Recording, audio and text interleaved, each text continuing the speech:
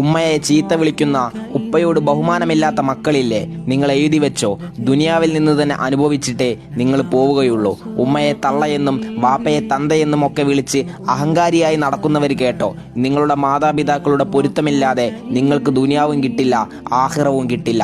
ഇസ്ലാം പഠിപ്പിച്ചതെന്താ? തൻ്റെ മാതാപിതാക്കളോട് ചേ എന്ന് പോലും പറയരുത് എന്നാണ്. നിങ്ങൾക്ക് ഇഷ്ടമുള്ളത് കിട്ടാതെയാവുമ്പോൾ, നിങ്ങളുടെ ആഗ്രഹങ്ങൾക്ക് തടസ്സം നിൽക്കുമ്പോൾ നിങ്ങൾ ശബ്ദമുയർത്തി സംസാരിക്കാറില്ലേ, ദേഷ്യപ്പെടാറില്ലേ? അത് എത്ര വിഷമുണ്ടാക്കുന്ന കാര്യമാണോ? നിങ്ങളുടെ ശബ്ദത്തിന്റെ ശക്തി ഒരിക്കലും നിങ്ങളുടെ മാതാപിതാക്കളോട് കാണിക്കരുത്. കാരണം നിങ്ങളെ സംസാരിക്കാൻ പഠിപ്പിച്ചത് തന്നെ അവരാണ്.